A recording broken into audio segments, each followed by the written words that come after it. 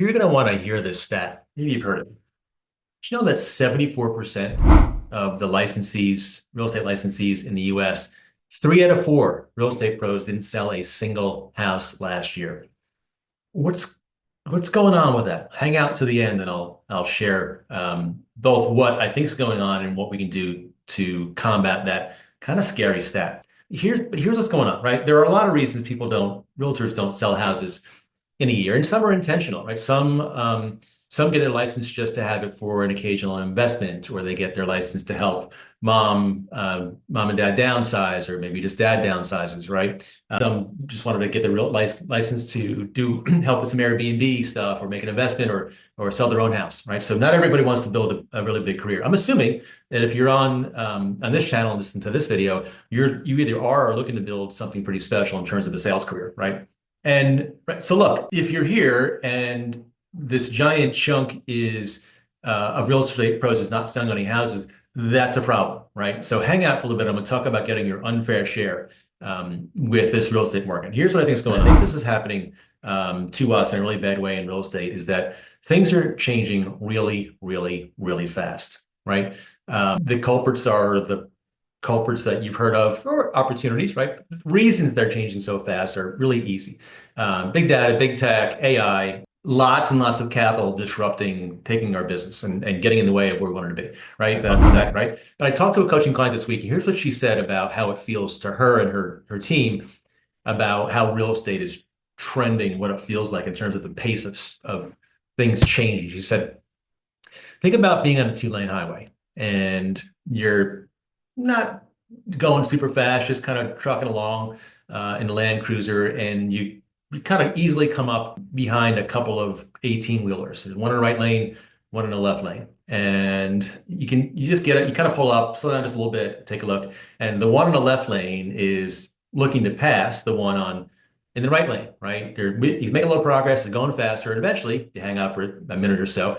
The one on the left gets past the one on the right. Guy probably lets him in, right? Passes back into the right lane, and the left guy is taken past.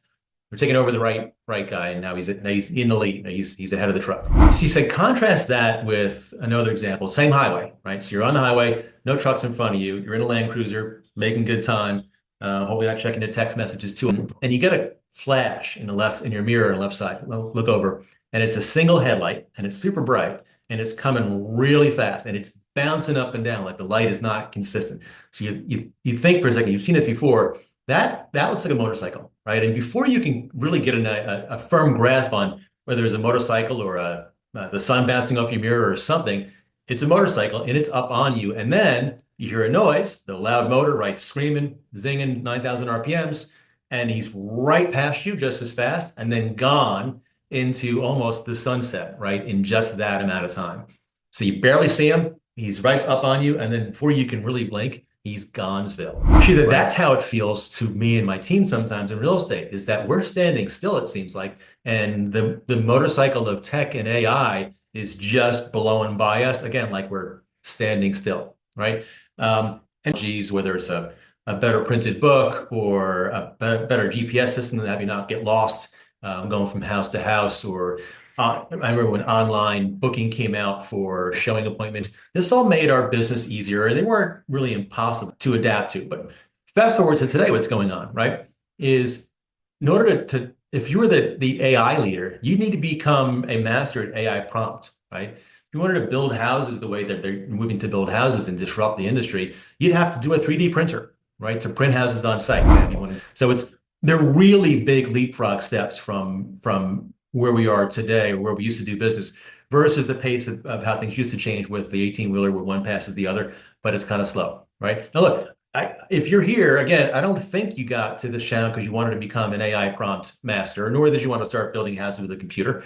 And you really don't want to either lean more into Zillow, or are skeptical at least of doing that, or any of the other 75 lead providers online who all seem to want to help us do better. Right?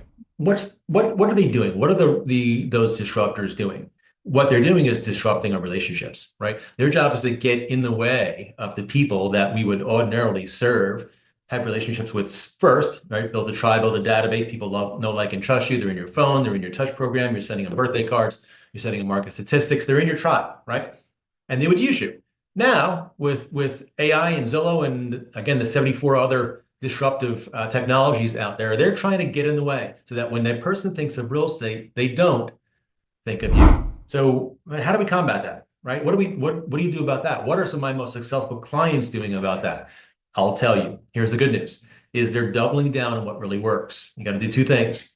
You got to fill the top of your funnel with new relationships that you can build trust with over time. You've got to hang on to the ones you've got, number two, to make sure that when they do want to do something in real estate, they want to do it with you, right? And so the challenge, staying in touch with those people, not only with how crazy busy we all are these days, but with other people trying to get in touch with them instead or in front of faster than us. What do we do? Something that's working for my coaching clients is we're doing what I call SMC, right? We're starting more conversations. SMC is we're being purposeful about having the kind of conversations that when AI does those types of conversations, we know they're fake, right? Humans are still human. We still crave human interaction. We still value very much working with, connecting with, relating to someone who's just like us. So as good as AI gets in terms of commenting on people's posts, for a while at least, you can see through it. Even if you can't see through it eventually, the personal touch that comes out of that will be something that AI can't replace. And so what I'm challenging you to do is grab your social media platforms, right? Your Facebook, your Instagram, your TikToks, and I want you to start conversations, right? I want you to start conversations by a really easy challenge, 5 per day.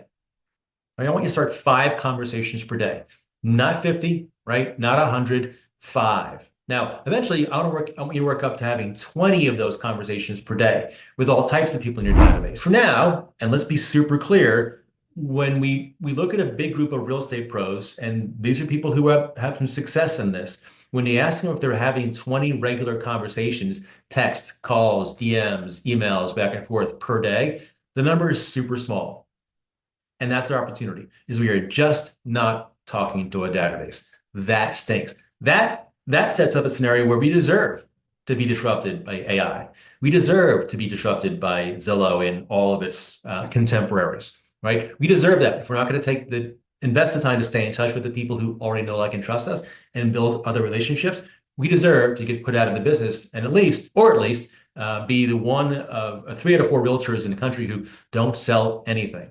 Help. If you want help faster and want to kind of speed up your approach to getting your unfair share in real estate, let me know. Send me a message and we'll talk about what that might look like. Other than that, stay watching videos. I got more tips, including what to say to those realtor or the clients that you're talking with to get them really sticky in terms of staying with you, to make them an offer that's almost too good to be true.